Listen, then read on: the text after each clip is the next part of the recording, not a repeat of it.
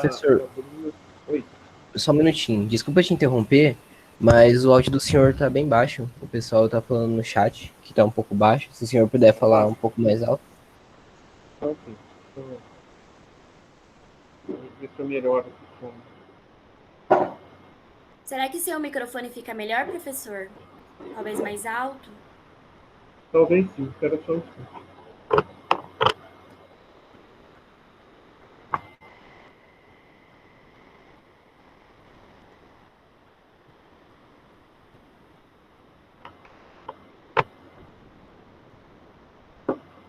Então, melhorou?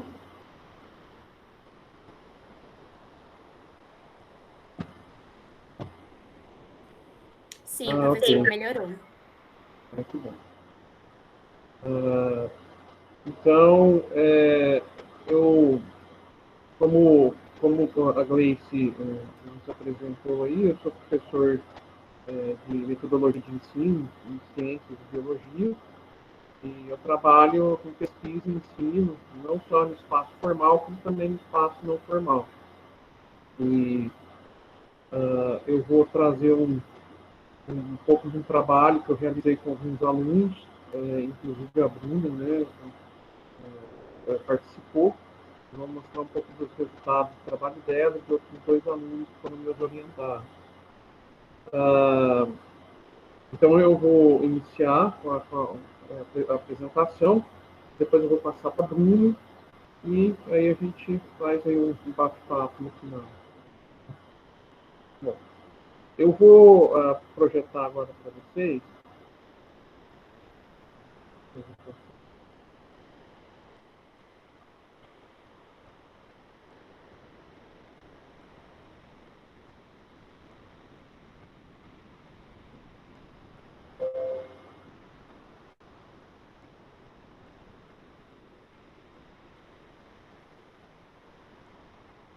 Bom,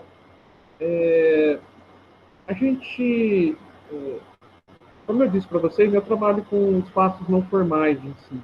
Então, espaços não formais de ensino podem ser museus de ciência, museus, jardins botânicos, zoológicos. E hoje a gente vai falar sobre um desses espaços, né, de ensino de biologia, são os zoológicos. E a gente vai falar para que serve um zoológico, a gente vai discutir para que serve um zoológico. E né, a partir dessa palestra, a gente vai convidar vocês a fazer uma reflexão sobre o papel dessas instituições, né, na educação não formal de biologia.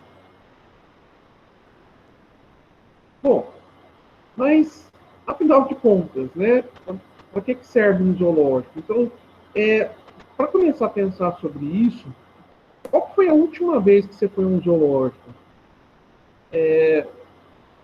Você se lembra se você aprendeu algo? Você viu algo que indicasse a importância dessa instituição? Em algum momento foi discutido por que essa instituição é importante? E quais são os sentimentos e reflexões que a visita despertou em você? Bom, o zoológico ele surgiu, né, de uma visão mesmo de ser uma coleção de animais. E durante muito tempo, a ideia do zoológico foi justamente essa. Ter um lugar onde animais exóticos, né, na maioria das vezes, poderiam ser apresentados para a população. Essa ideia, né, de zoológico, ela vem desde a antiguidade e de coleção de animais vem desde a antiguidade. Então, por exemplo, os romanos, né, já eles faziam grandes exposições, né, de animais para mostrar a grandeza, né, das conquistas dos romanos, né, que se estendiam por terrenos onde existiam animais que os romanos nunca tinham visto, a população romana nunca tinha visto.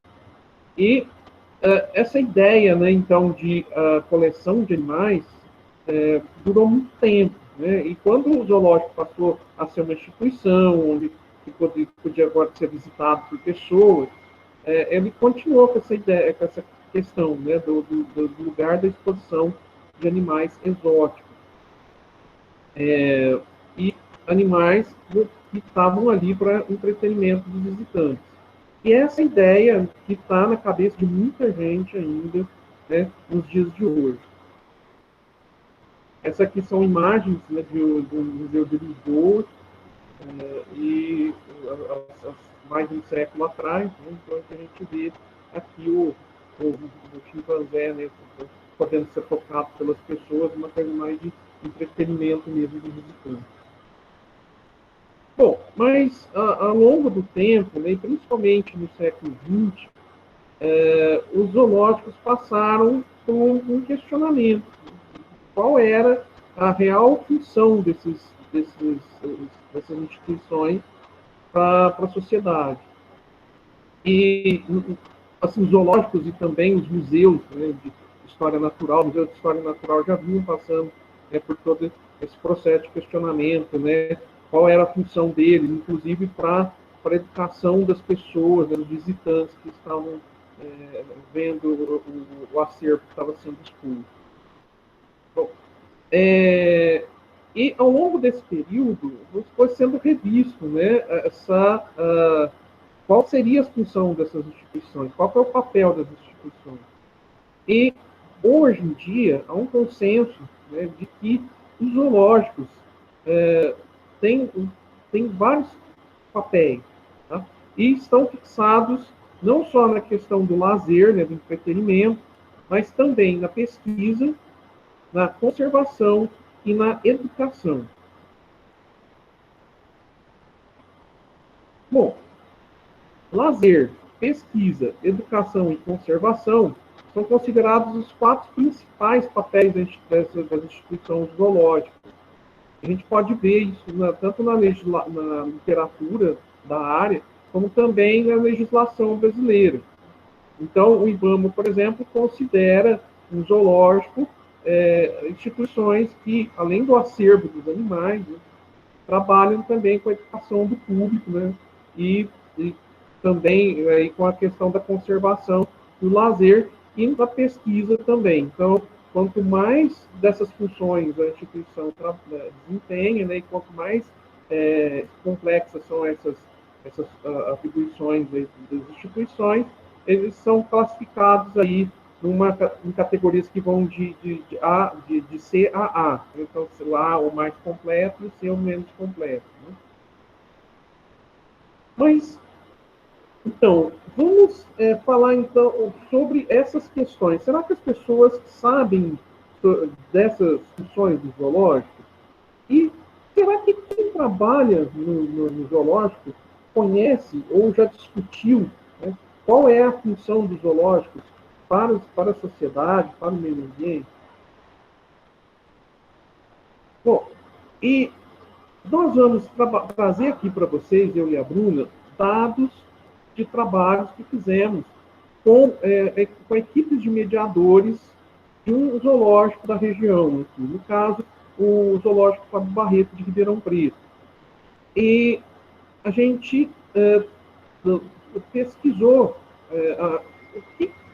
o que estava na cabeça deles sobre a questão das funções dos zoológicos, né, e as funções deles, né, como mediadores, o que eles tinham que ensinar, né, ou trabalhar, ou discutir com os visitantes. Mas por que nós fizemos esse trabalho com mediadores, né, com os monitores de um zoológico?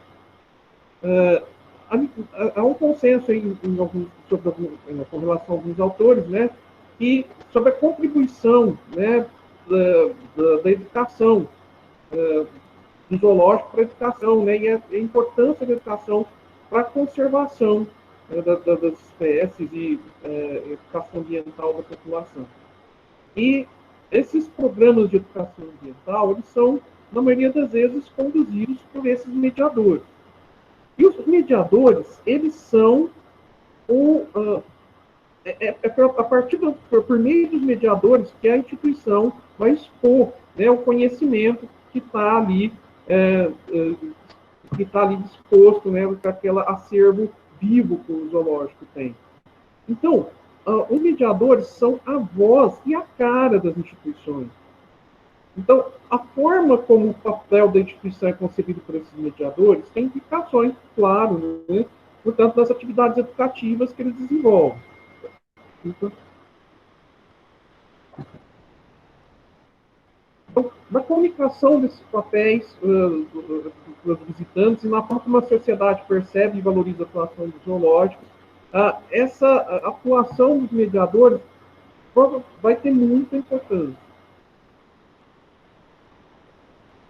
Bom, nós vamos inicialmente mostrar um trabalho, rapidamente, né, os resultados de um trabalho que nós fizemos com um grupo de monitores da educação ambiental desse zoológico. E a gente trabalhou com textos orais e escritos dos mediadores que nós coletamos durante um trabalho de formação continuada que nós fizemos com eles. E nós analisamos esse texto por meio de um software de análise lexical, chamado Iramutec.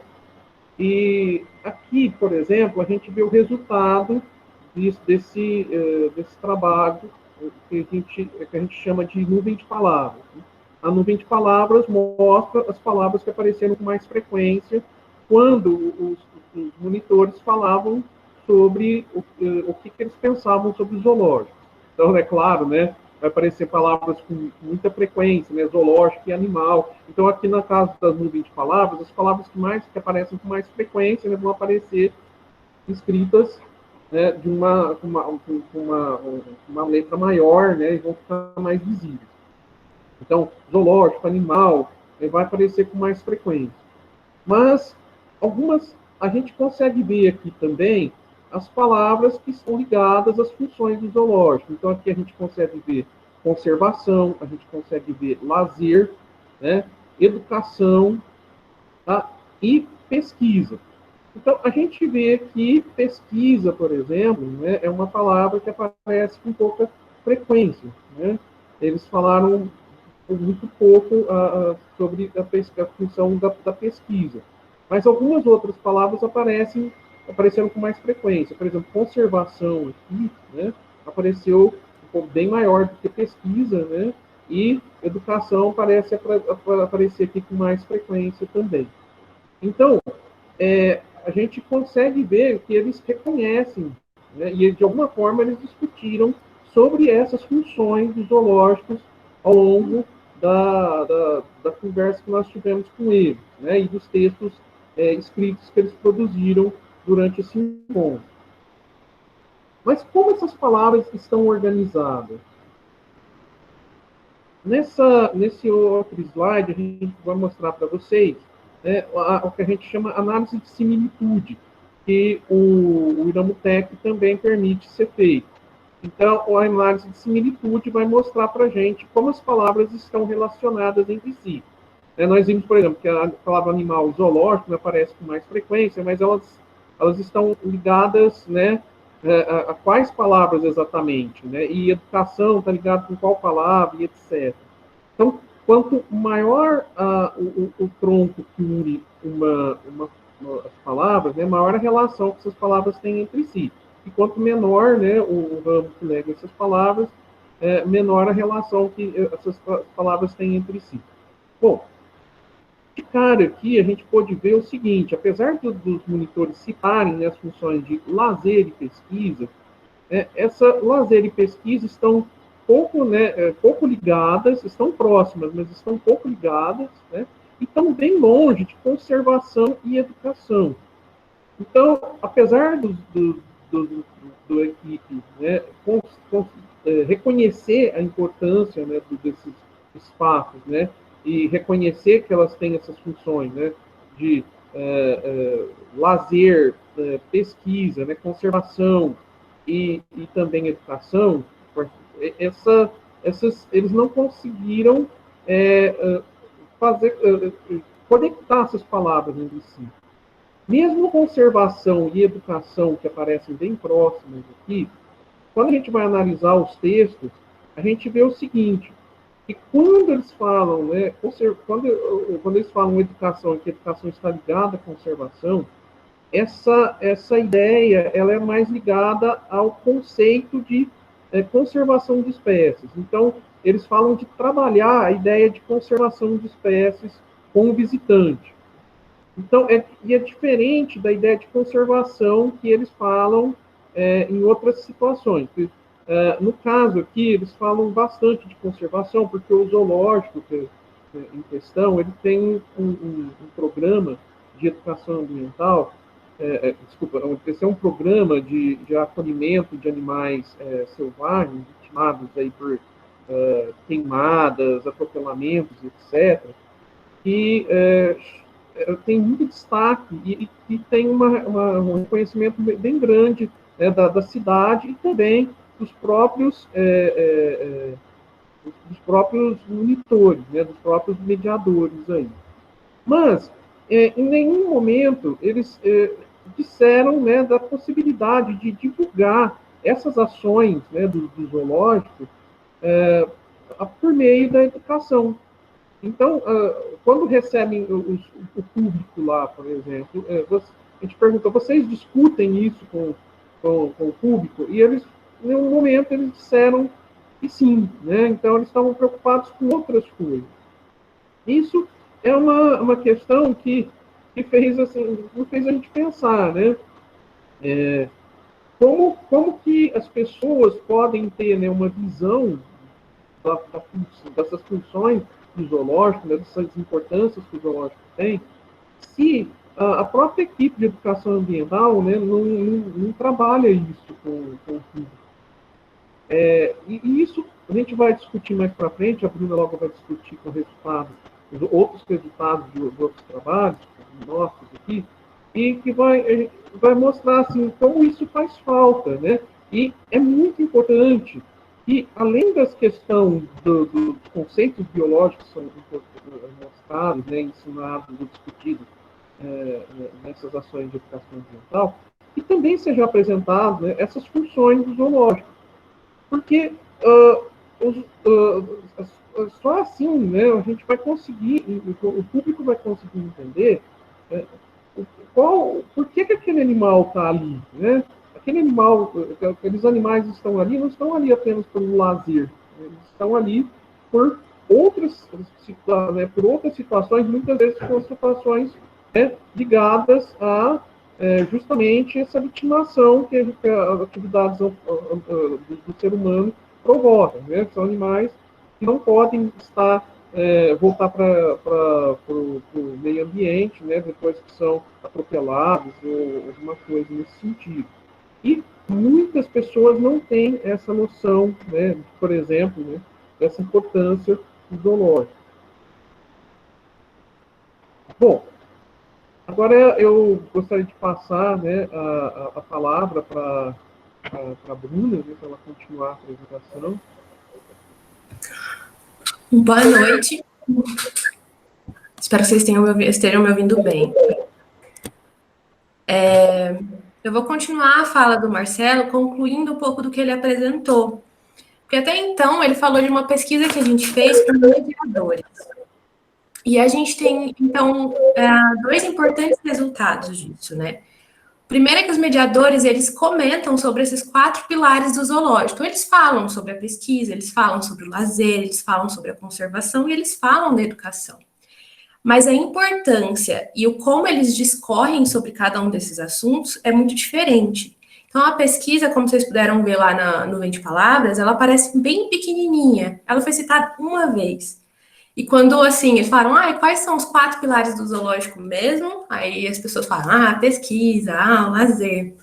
O que mais apareceu foi essa questão da conservação, justamente pelo que o Marcelo já comentou, né, de ter um programa do próprio zoológico que trabalha com essa função de conservação e resgate de animais. E o que aparece muito é essa visão de conservação ex situ, que é uma conservação em que você pega o animal e protege ele fora do habitat natural dele. Então, às vezes é um animal que está em extinção, em risco de extinção, ou é um animal que foi vitimado de alguma forma e vai parar ali. E tem a conservação in situ, que é a conservação do ecossistema em si, no local em que ele está. Então, o foco da conservação deles foi ex situ e geralmente vinculado à espécie em si, não ao ecossistema ou a um panorama um pouco mais geral. E o outro ponto que eles citaram foi sobre a educação. Eles trouxeram a questão da educação, mas eles trouxeram também falando assim, é importante a gente levar o conhecimento para a população, é importante a gente falar dos programas de conservação, é importante, a sociedade não sabe o que é, o que acontece aqui, ou o que fazem aqui, e ela precisa saber. Então, foi nesse sentido. Então, tem uma expectativa quanto à educação no papel. Isso também é encontrado na literatura por um trabalho de uma australiana chamada Karen Rowe, e ela fez em 2014 uma pesquisa com mais de 90 zoológicos de vários lugares do mundo. E ela pesquisou tanto a perspectiva da equipe do zoológico, quanto a dos visitantes, de o que eles esperavam de um zoológico. Qual devia ser a prioridade do zoológico. E as duas partes falaram que a prioridade devia ser a educação, que eles vão ao zoológico esperando aprender alguma coisa. Então, a educação é essencial. Mas educação é um termo muito amplo, né? Que educação?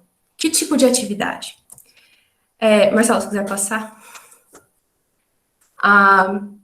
O próximo slide aqui, ele traz um pouquinho de um trabalho que eu fiz durante meu trabalho de conclusão de curso, que foi avaliar justamente assim, eu posso fazer uma atividade de educação num zoológico, mas será que ela tem um objetivo? Será que esse objetivo condiz com que o programa de educação ambiental como um todo pensou para aquela atividade? O que é importante nessa atividade? Então, eu analisei tanto que o líder da equipe de educação ambiental pensava, então, o que ele pensava sobre o objetivo da visita, sobre as principais coisas que deviam ser trabalhadas, as principais estratégias.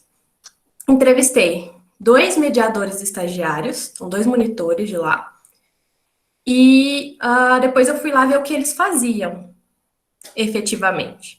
E o que eu encontrei foi que, apesar do líder da equipe falar um objetivo, nenhum dos 2 mediadores reconheceu esse objetivo. E não só não reconheceu esse objetivo, como eles também não foram lá e realizaram esse objetivo durante a visita. Isso é um problema numa atividade educacional, né? Você precisa ter um objetivo, você precisa ter algum ponto que você quer chegar. Um outro componente que foi trazido muitas vezes foi um foco em conceitos. Então, assim, em uma visita, eles falavam muitos conceitos, como é importante falar o conceito. E realmente é importante você falar conceitos. Mas será que só conceitos? E será que a gente quer mesmo que uma atividade de educação ambiental, uma atividade de educação, no geral, realizada em um zoológico, seja mesmo nesse estilo de quase que uma aula ao ar livre? A gente precisa aproveitar também os outros elementos que estão naquele espaço. A gente não consegue colocar um elefante, um leão dentro de uma sala de aula. A gente não consegue... vários dos elementos que estão ali no zoológico que aproximam o público daquele animal, daquela árvore, daquilo que está ali. Isso é muito importante. Pode passar, Marcelo. E outra coisa importante você tem uma atividade, você tem um foco para essa atividade, e você vai trabalhar usando os elementos que você tem. Mas para quem você vai fazer essa atividade? Quem vai até um zoológico? E o zoológico é um local em que tem pessoas, crianças até idosos. E tem grupos organizados de escolas que vão até lá e fazem visitas monitoradas, mas você também tem visitas livres. São pessoas que vão lá espontaneamente, em famílias, em grupos ou sozinhas, e elas vão visitar o zoológico. Pode passar, Marcelo. Aqui é uma pesquisa que a gente fez, entrevistou mais de 100 pessoas desse público que vai ao zoológico espontaneamente, para tentar identificar um pouco do perfil dessas pessoas. Então, a gente viu que as pessoas, elas são diversas, não só na idade ou no tipo de grupo que elas estão indo até o zoológico. Elas também são diversas em termos de poder aquisitivo. Então, a maior parte, se vocês forem ver no gráfico da esquerda, a maior parte das pessoas ali, ela tem entre 1 e 2 salários mínimos, ou está desempregada. Do outro lado tem um grau de escolaridade, né? Então, a maior parte ali está com o ensino médio ou superior incompleto. Pode passar, Marcelo. Outra pergunta que a gente fez também foi assim, para você, né? Qual é o propósito de um zoológico? Qual que é o propósito do zoológico aqui de Ribeirão Preto? E as pessoas falavam muitas vezes lazer. E aí, quando a gente perguntava, mas então por que você veio até aqui, né? O que você espera ver? Olha a diversidade de motivos que as pessoas trouxeram, sendo que ver os animais e o clima agradável para o lazer são os dois principais, mas você tem curiosidade, você tem a questão da gratuidade, você tem conhecer fauna e flora, então você tem várias motivações. Então é um público com diversas motivações, diversas idades, diversos interesses. Não vai ser todo mundo que vai querer parar e ouvir você falar sobre a importância do macaco prego num ambiente. Então, precisa se pensar nisso, como você comunica essas coisas até para as pessoas que não têm necessariamente um interesse para aquilo. Pode passar, Marcelo. Então, até agora, a gente tinha aquela pergunta, né, de qual é o papel do zoológico, e a gente trouxe, então, um pouco desses papéis, como eles são vistos na literatura, e a gente tentou dar uma ênfase para a educação. Mas é importante ressaltar que esses 4 funções do zoológico, então, essa conservação, pesquisa, lazer e educação, eles são bem gerais. E eles estão sendo tratados em um contexto global. Isso é o papel dos zoológicos como um todo, várias instituições. Mas você precisa olhar também para a especificidade de cada contexto. Então, o Zoológico de Ribeirão, por exemplo, ele está no centro da cidade e dentro de um fragmento florestal de Mata Atlântica.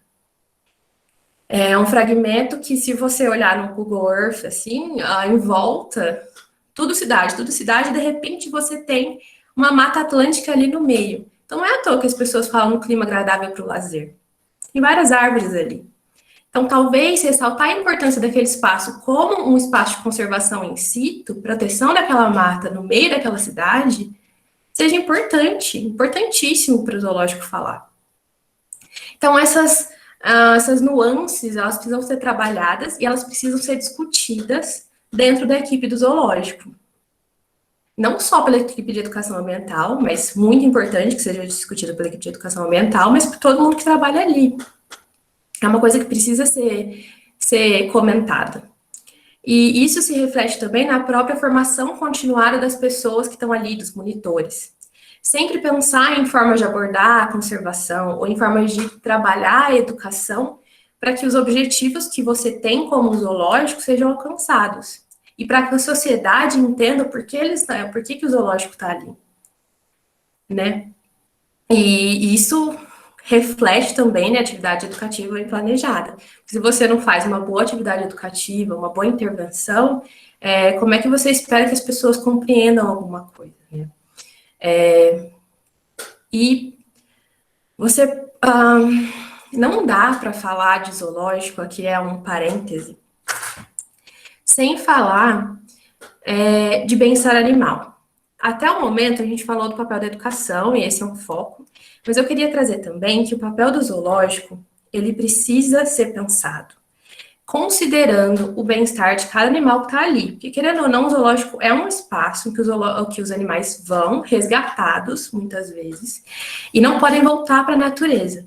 Então, tem uma obrigação com o próprio bem-estar daquele animal, e tem uma obrigação, e esse bem-estar do animal tem uma reflexão na própria educação e na percepção dos visitantes, e no processo de aprendizagem deles. Então, se o visitante vai até um zoológico e vê um leão num lugar que está parecendo um pouco pequeno, com cimento, no sol, a pessoa não entende muito bem, às vezes, que o leão está na savana, sol, enfim. E o leão fica andando de um lado para o outro, comportamento estereotipado, ele fica andando de um lado para o outro, de um lado para o outro, de um lado para o outro. A pessoa vai olhar para aquilo e talvez ela pense assim, nossa, que horrível. Eu aqui na quarentena não consigo ficar dentro de casa, imagina o leão ali. E isso tem um impacto na experiência dela e um impacto no que ela pensa sobre conservação e, às vezes, um impacto no que ela aprendeu até aquele momento. Às vezes, é uma criança que está numa visita guiada e você está falando da importância do leão no ecossistema em que ele está inserido. E aí ela vai ver um leão como aquele. Então, é importante falar que aquele leão, por que ele está apresentando aquele comportamento estereotipado? Não é porque necessariamente a jaula é pequena. Às vezes ele tem aquilo porque ele foi de um circo, a jaula era pequena e ele ficava andando. E agora ele tem esse comportamento. E vai ser para sempre. Ou não. Precisa falar das atividades de bem-estar que você desenvolve. Precisa emergir as pessoas dentro daquele contexto para que elas entendam que não necessariamente aquele animal está sendo maltratado.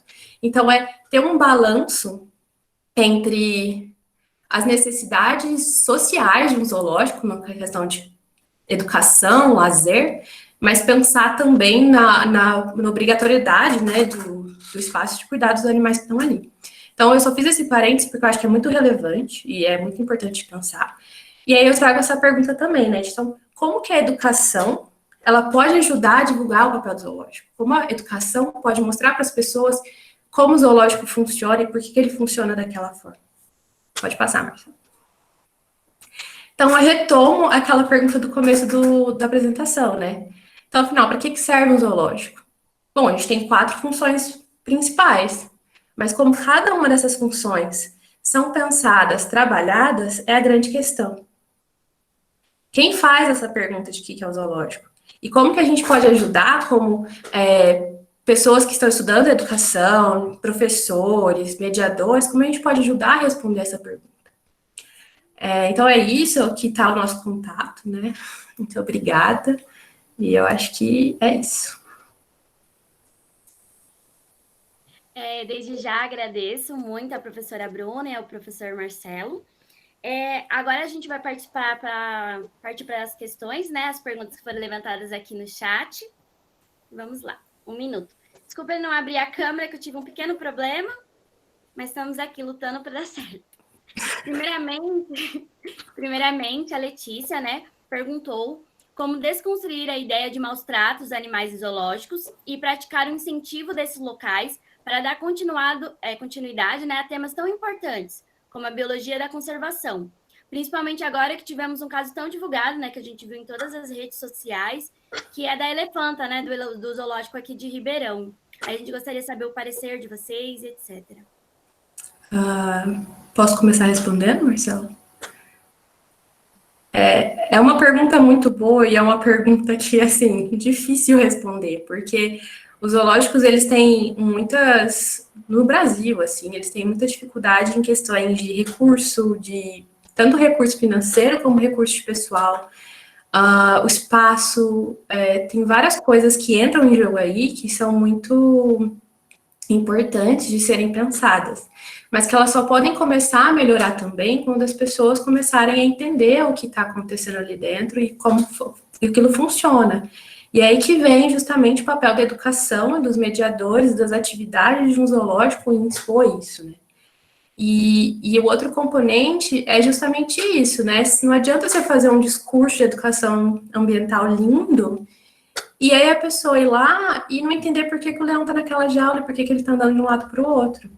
Então, desconstruir essa ideia, ela vem muito nesse caminho e vem muito em mostrar para as pessoas como os animais estão bem também, como você cuida dos animais ali. Expor essa etapa, senão você não consegue criar esse vínculo entre a pessoa e a natureza, né?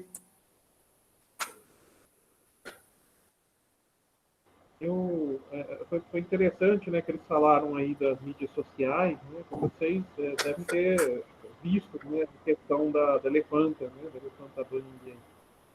Que alguém, que um grupo que queria que a elefanta fosse transferida para um santuário, né?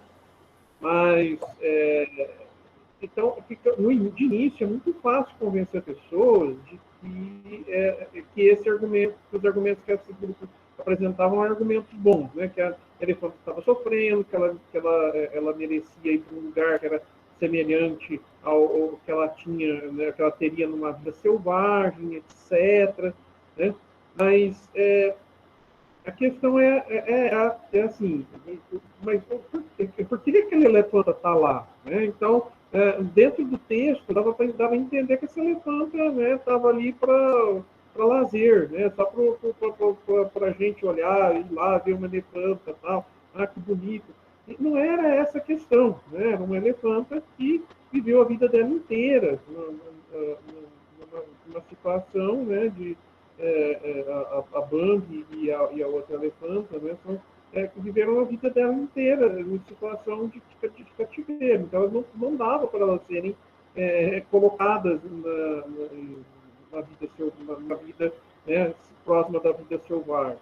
E outra coisa, né, em um momento eles falaram que são animais idosos, né, animais que têm dificuldades para se alimentar, né, e que não iriam resistir a uma viagem de 1.600 quilômetros, né, que precisariam ter pessoas a todo momento ali para ajudar ela, a Bambi, por exemplo, a mastigar, né, a comida, né, porque ela tem problemas de dentição, né.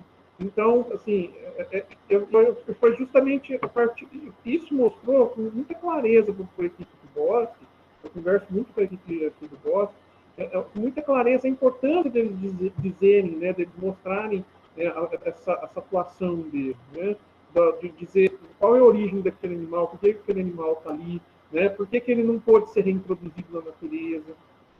Então, é isso aí. Muito obrigada, professor. Você levantou alguns pontos que a gente realmente não sabia. É um caso muito conhecido, né? Então, acho que a galera estava bem com curiosidade também, com interesse. Muito obrigada, excelente resposta. Vou passar para a próxima. A Milena, né, Milena Silva, perguntou, né, falou primeiramente uma boa noite ao professor e à professora. Ela gostaria de saber qual é a diferença dos santuários, né, para o zoológico, qual a diferença dos dois, sendo que alguns santuários também recebem dinheiro com o público. Então, vocês poderiam dar um parecer sobre. Pode falar, Bruna, também. Quer falar, Bruna? Quer que eu fale? Pode falar, eu posso complementando qualquer coisa. Bom, uma coisa que é muito importante, né? Os santuários, eles precisam ter também uma série de características para ser considerado santuário, né? Então, tem muitos lugares aí que são auto-intitulam santuários, mas não tem condições mínimas para receber alguns animais, né? E dar o suporte para esses animais. E, com relação à diferença do zoológico com esse santuário, então, uma coisa eu já disse aí que no caso da Bambi, né? Você vai deixar um animal num lugar em que ele vai ficar com uma vida próxima de uma vida selvagem, né? Próximo, copiando aí, né? Representando uma vida selvagem. Mas, assim, esse animal, ele, que nem a Bruna falou, né? Existem animais que foram alimentados por seres humanos a vida deles inteira, né? Então, como é que será que esse lugar vai ter suporte para isso? Vai ter uma equipe que vai ficar acompanhando esses animais? Né? Vai ter uma equipe que vai ficar ali de olho nesse animal? Então, por exemplo, né, não sei se vocês sabem, mas alguns dos elefantes que foram para lá acabaram morrendo, né? Então, esse grupo que queria, né, que a Bambi fosse para lá, que as duas elefantes fossem para lá, eles não falam isso, né? Então, eles tiveram problemas com outros elefantes, esses elefantes morreram. E por que esses elefantes morreram? Então, tem muita questão aí por trás. Então, tem que ter essa questão, né? Eu não digo, assim, cada caso é um caso, né? E precisa ser muito bem avaliado. E no caso da Bambi, esse caso tinha sido avaliado pela Secretaria Estadual do Meio Ambiente. A própria Secretaria Estadual do Meio Ambiente que recomendou a não transferência dela, né, que ela continuasse no zoológico. Que ela ia ter melhores condições de vida se continuasse no zoológico. Então, não é uma questão de interesse econômico, né, que a Bambi fique lá, mesmo porque o zoológico não cobre entrada, né, um zoológico municipal gratuito. Mas, assim, é um caso que precisa...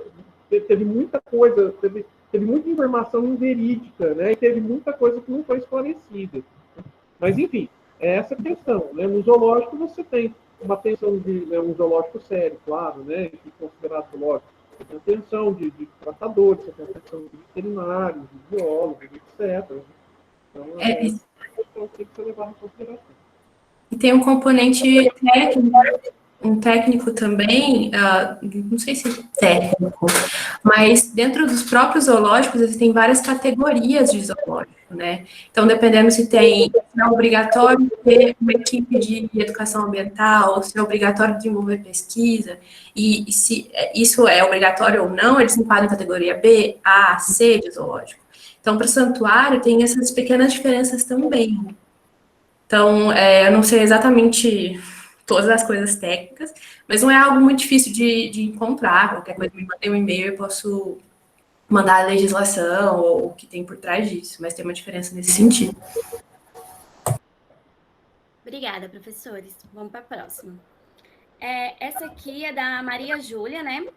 E ela está perguntando qual é a opinião, né, de vocês sobre o fato do zoológico, como, por exemplo, o Bosque de Ribeirão, acho que vocês até comentaram, não cobrarem a entrada para os visitantes, sendo que muitas vezes o dinheiro, né, pode ser utilizado para manter o próprio zoológico, sendo custo de animais, pesquisas que ocorrem ali. Então, para vocês explicarem um pouco sobre esse sistema, porque é um zoológico que não cobra, e a gente sabe que muitas vezes utiliza esse dinheiro para voltar para o próprio zoológico, né? Bom, eu vou começar falando, porque já faz, eu trabalho, assim, eu faço um trabalho junto com o zoológico desde quando eu trabalho como professor eu fui professor da rede municipal, desde quando eu era professor da rede municipal, eu já tinha um contato estreito com os zoológicos, né? Bom, primeiramente, a questão do zoológico não cobrar nada, não cobrar entrada, é uma questão mesmo de cunho político, tá? Então, esse espaço ele foi sendo construído, né, pela municipalidade. Ele foi uma área que foi adquirida pela municipalidade. Alguém que tinha sido prefeito de Ribeirão Preto, que é o Fábio Barreto, né, que começou a trazer os animais. Então, ao longo do tempo que esse espaço foi sendo construído, ele foi sempre considerado como um espaço municipal, tá? Ele é um próprio municipal.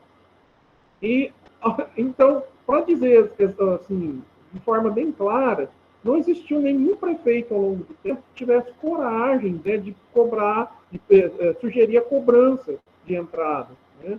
Porque todos eles achavam que ia ser uma medida impopular. Então, é por isso que não é cobrado até hoje. Mas, assim, o que está acontecendo agora? Existe uma proposta até de passar o zoológico para iniciativa privada, uma concessão. Né? E a partir daí, o zoológico sofreria uma série de mudanças, né? E, inclusive de espaço, né? Então, ia ser reestruturado, etc, etc. E ia passar também por uma cobrança, né? Claro, né? Ia ser explorado comercialmente. Bom, isso foi questionado muito, inclusive pelo Conselho do Meio Ambiente daqui de Ribeirão Preto, né? E muito da discussão assim, do trabalho da Bruna, da Nicole e do Victor, que, né, que são os meus orientados aí, a gente faz em cima disso ainda, da importância desse espaço para a educação ambiental no município, né? Porque vocês viram ali, tem o perfil dos visitantes, é um perfil de pessoas que são pessoas simples, né? Então, por exemplo, quando a gente vê os planos, né, das empresas que pretendiam, né, como seria o edital, né, das empresas que pretendiam assumir o zoológico, iam ser planos de um outro tipo de público, tá? Um público que assim, diferente, tá? Tem dinheiro para pagar, né? Então, assim, como que ficaria esse grupo que vai lá agora com esse, né, que não é cobrada a entrada? Né? Esse grupo provavelmente não iria mais voltar lá, né? Ia ser um outro público. Então, e a gente tem que levar em consideração isso aí também, né, nas discussões, porque essas pessoas, o zoológico é o único lugar que eles têm para ter esse tipo de contato, né, de contato com a natureza, de contato com os animais, né, de contato com a educação ambiental, né, de forma como é apresentado lá. Se a gente tirar isso dessas pessoas, passar a cobrar, provavelmente muitas dessas pessoas, né, da forma como da concessão, né, provavelmente muitas dessas pessoas não iriam mais voltar lá. Assim, Mas isso não impede, né, que a municipalidade cobre, né? Mas aí, claro, estando na mão da municipalidade, aí fica mais, né, fica mais fácil você discutir a questão do preço, né? Então, a gente pode fazer um preço mais acessível para a população. Então, tomando esse cuidado, né, para que esse público não mude, né, de uma forma muito marcante. Só uma complementada, eu dividir, assim, uma questão. Esse assunto começou a passar na minha cabeça, assim, com esses trabalhos que a gente foi desenvolvendo no espaço do zoológico. E eu acho que é uma coisa, não só pensando no Bosque, em Ribeirão, mas para todos os zoológicos, precisa ser considerada com muito cuidado e conhecendo quem frequenta esses espaços e a importância deles na vida dessas pessoas também, ou o impacto que eles poderiam ter. Então, no sentido aqui do Bosque, que é o exemplo que a gente pode fazer, a gente tem alguns indicativos de que várias pessoas que frequentam aquele espaço têm um salário mínimo de 1 a 2 salários mínimos, né, uma renda, ou estão desempregados. Então, se eles vão de família, uma família de 4, e cada um paga R$2, né? E se você pensa friamente, em um mês, vão 30 mil visitantes num zoológico, cada um pagando R$2, é muito dinheiro. Realmente, nossa, você pode aplicar. Mas qual é o impacto nisso no bolso de cada uma das pessoas que está indo até lá? Então, é um componente que precisa ser pensado, né? E como eu disse, o Bosque e vários zoológicos têm problemas com renda, com financeiro, né? Com quanto de recurso é disponibilizado para aquele espaço, e isso precisa ser trabalhado, pensado, mas sem desconsiderar o fator social e a importância daquele espaço para as pessoas que vivem no centro da cidade ou na cidade e não têm contato com outras formas de conexão com o espaço, com a natureza, com o clima como aquele, enfim. Muito obrigada a ambos, né? Eu acho que é uma discussão muito importante, de suma importância, porque é algo que a gente às vezes não vê, né? Não consegue enxergar. Mas é muito legal mesmo. Muito obrigada. Vamos passar para a próxima. A Letícia, ela perguntou, né? Atualmente vemos uma alta desvalorização no zoológico, né? Por meio midiático. Como isso ocorreu, né? Porque os conceitos que são carregados pelo zoológico, por exemplo, a conservação, a educação, etc., se perderam, né? Como que se perderam ao longo desse caminho? Você quer responder, Marcelo? Eu acho assim, eles não se perderam, tá? Eu acho que eles não foram bem explorados. Que nem eu falei, assim, essa ideia de zoológico, de local de exposição de animais, é que ela vem, né, já da origem, né, do zoológico. Então, é um passo que o zoológico tem que dar agora à frente. Então, por isso a importância, né, de trabalhos como esses que a gente está apresentando, né? Porque quando a gente vê, são poucos os trabalhos nacionais, né, e mesmo internacionais, que falam sobre a ideia da concepção dos zoológicos para o público. Mas os trabalhos que fazem isso mostram assim, claramente, muitas das pessoas acreditam ainda na ideia do zoológico exposição, né, do zoológico lazer, do zoológico assim, que vai lá, né, aquela ideia de que pega um animal da natureza e joga numa jaula para o deleite humano, né? Então, eu acho que é o contrário, né? Não é que que essas funções se perderam. Na verdade, a gente não conseguiu ainda fixar isso para as pessoas, né? Então, é um passo que os zoológicos tem que dar. Eu queria comentar essa pergunta, talvez não respondendo ela diretamente, mas compartilhando, assim, a minha experiência com zoológicos, ela sempre foi muito ambígua. Eu sempre tive sentimentos muito fortes em relação a isso, tanto contrários a um espaço de zoológico, quanto a favor de um espaço de zoológico. E fazer esses trabalhos, para mim, foi muito esclarecedor. Porque sempre que eu ia num zoológico, eu via os animais, às vezes. Eu fui em alguns zoológicos. Em alguns que eu vi os animais presos, ou eles Sabe aquela impressão de que você meio que projeta, assim, no animal, às vezes, o que você pensa que ele poderia estar sentindo. E aí você vê, às vezes, os animais assim, mas aquele espaço está meio pequeno, como é que isso deve ser, né? Isso não pode voar, e não vai explorar outro espaço. O que acontece? E eu nunca vi a resposta no zoológico sobre aquilo. Aqueles questionamentos que eu tenho certeza que não são lá só na minha cabeça. Várias pessoas me falaram assim, eu fui no zoológico X e eu fiquei super deprimida, porque eu fiquei pensando, poxa, aquilo não é a situação que o bicho devia estar.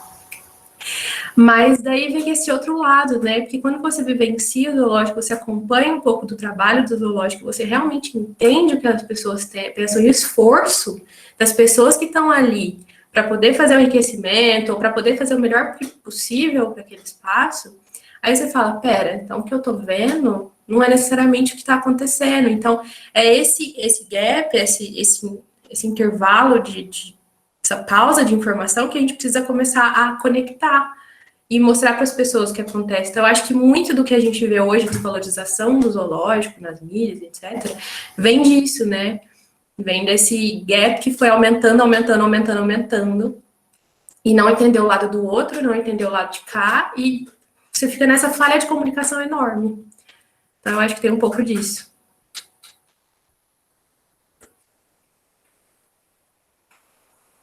Muito obrigada. Foi bem esclarecedor mesmo. Vamos para a próxima. Um minuto, porque deu uma travada aqui. Minha internet não está tão boa. Muitas vezes, né, visitamos o zoológico, a Letícia também pergunta, muitas vezes visitamos zoológico ou outros locais que desenvolveram pesquisas e trabalham com educação. Acabamos sem ter uma visita guiada, né, que elas estão falando. Como podemos lidar com essa falta de guias, de orientação dentro do zoológico e como podemos conseguir essas visitas guiadas? Como que alguém poderia conseguir isso? Falado. Eu acho que depende muito de zoológico para zoológico, né? Tem zoológicos que têm várias alternativas para isso, às vezes eles fazem placas que têm conteúdo informativo, existe um QR Code, um material a mais que você pode acessar, tem esse tipo de estratégia. Tem locais que isso não existe, mas que podem ser pensados, obviamente. E eu acho que sempre também tem a possibilidade de você entrar em contato com o zoológico em si, né, ver o que eles disponibilizam se eles têm essa visita, porque às vezes eles não divulgam ou não podem fazer essa visita, mas acho que tem que dar uma comunicada, porque cada caso é um caso, né.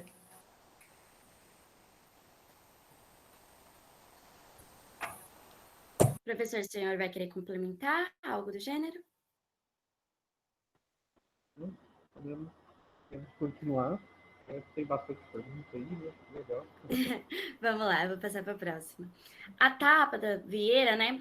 Pegando o link lá de cima, ela falou primeiramente boa noite a todos, né? Sobre o santuário, ela pede para você falar um pouco sobre as questões das leis, né? Que abrangem o zoo, mas não os santuários.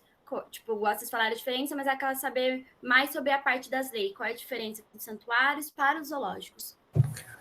Olha, eu não sei responder totalmente, mas nos zoológicos tem a normativa do IBAMA que a gente colocou no slide, e eu posso colocar aqui no chat em algum momento, e ela especifica cada uma das categorias do zoológico.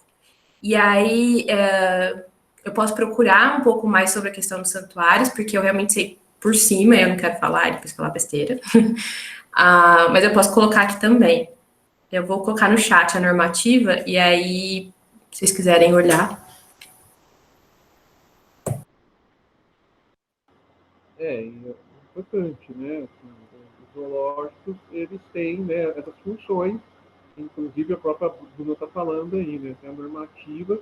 O zoológico, ele tem que ter uma atividade de educação ambiental, né? Ele tem que ter uma equipe técnica assim, bem determinada, né? De biólogos, veterinários, tratadores, etc. Eles têm que desenvolver atividades aí ligadas à conservação, né? E, enfim, Então tem toda, né, a Bruna falou, tem toda uma normativa aí para ser zoológico.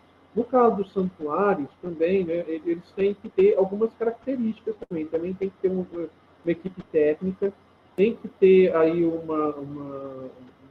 acompanhamento, né, dos animais, e tem que ter também um ambiente que ele tem, além do espaço, né, ele tem que ter também uma fauna e uma flora que seja condizente com aquele animal que está indo para lá. Né? Então, você, por exemplo, não adianta você levar um elefante para um lugar que vai ter uma vegetação que pode ser tóxica para esse elefante. Né? Então, tem todo também tem que seguir todas essas características aí, porque também tem que ser adequado o espaço, não só o espaço, né, em extensão, mas também todo o contexto ali tem que ser adequado para esse animal que vai estar indo para lá.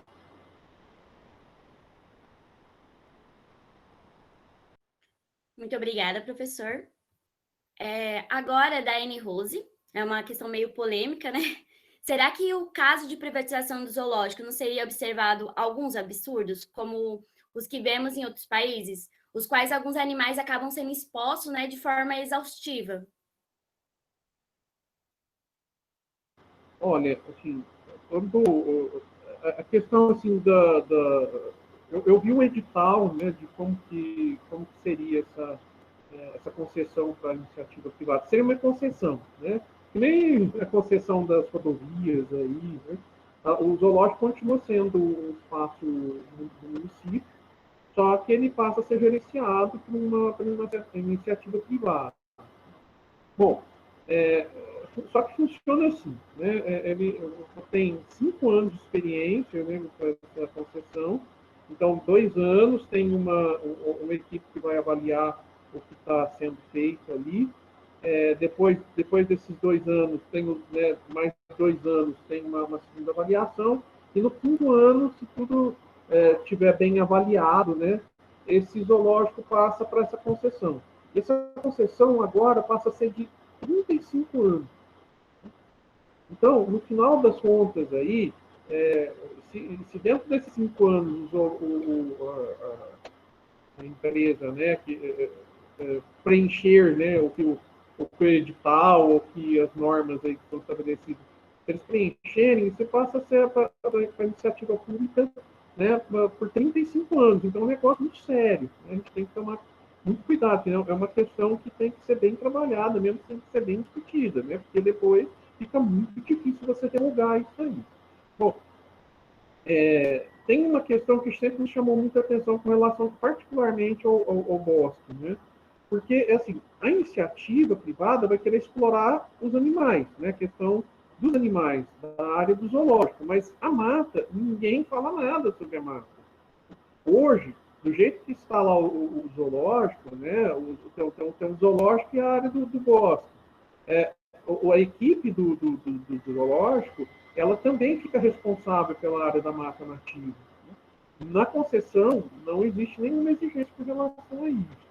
Então, sim, tem que ser bem trabalhado isso, tem que ser discutido muito isso aí. Isso vai dar muito pano para manga nessa concessão aí. É uma discussão que ainda existe, né, mas vai dar muito pano para manga. Eu, particularmente, né, pelas razões que a gente apresentou aí, né, e a gente já discutiu, eu gostaria muito que ela continuasse com a iniciativa pública, né, o zoológico continuasse com a iniciativa pública.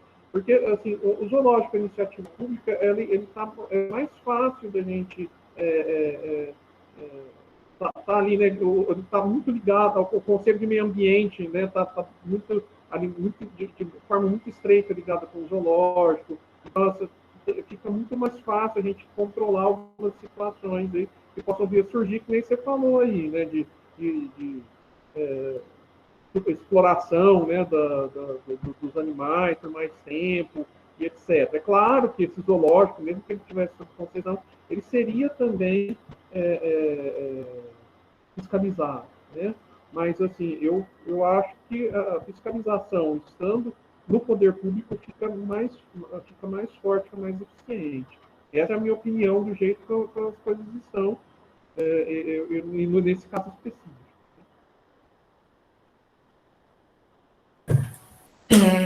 Estava procurando a normativa. Eu acho que é uma questão muito complexa também, né? Porque às vezes você pensa, poxa, passo de recurso na mão do público, vamos passar para o privado, porque às vezes isso melhora. Mas também é sempre um risco, né? Você vai passar para o privado, será que melhora? Senão pode acontecer esses absurdos também. Mas existe, a ideia é que exista a legislação e regras que enfim, né, no mundo ideal, gerenciem e evitem que certas coisas aconteçam. Existe por exemplo, um conselho, não sei se é um conselho, é o ASA, é um grupo internacional de zoológicos, então eles pensam nessas questões de zoológicos em vários locais. Então, existem mecanismos para isso, mas com certeza eles devem considerar que influência e que consequências negativas e positivas uma interferência como essa pode ser feita, pode causar, né? Enfim, é complexo. Eu gostaria de agradecer imensamente aos professores, professora Bruna e professor Marcelo, pelo dia de hoje, pela noite. Ajudou a gente a aprofundar muito o nosso conhecimento. E agora eu passo a palavra, né, para Milena Garcia, que ela vai conduzir o sorteio. Muito obrigada, professores, pela noite de hoje. Eu agradeço. Muito obrigada, a gente agradece a presença de vocês, por nos trazer mais clareza sobre o assunto. E se não tiver mais questões, a gente vai passar para o sorteio. A gente gostaria de pedir para o Marcelo, por favor, falar um número entre 1 e 148. 27. 27? Vou abrir aqui a lista. Quem será o sortudo?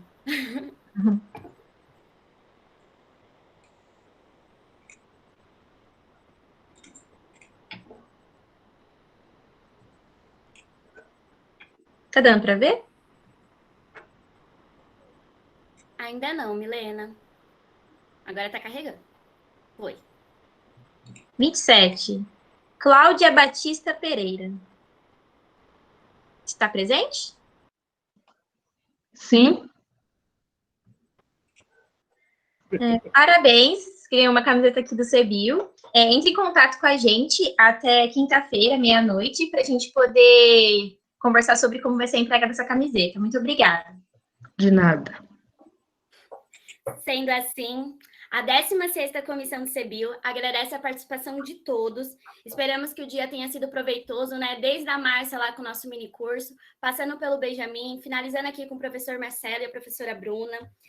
Ficamos à disposição de sugestões, críticas, estamos aqui para crescer, aprender mais cada dia.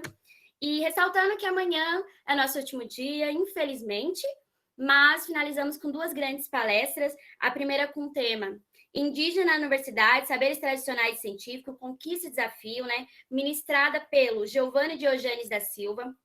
A segunda palestra com Os Discursos Biológicos da Educação para Gêneros, a Sexualidade e a Diferença, ministrada pela professora doutora Fabiana Aparecida de Carvalho. E antes de finalizar a noite, né, a nossa comissão deixa uma importante frase de um grande nome, Paulo Freire. A educação não muda o mundo, a educação muda as pessoas, e as pessoas mudam o mundo. Uma boa noite é o que a 16ª Comissão deseja a todos. Gente, boa noite. Muito obrigada. Boa noite a todos. Muito obrigada pela presença. Até amanhã. Boa noite. Boa noite. Obrigada, professor. Sabemos que hoje não foi fácil. Deu certo a internet, professor. Deu certo. Deu certo, deu certo. Foi emoção. Emoção, né, professor? Tem que ir na emoção. Obrigada, Bruna, também.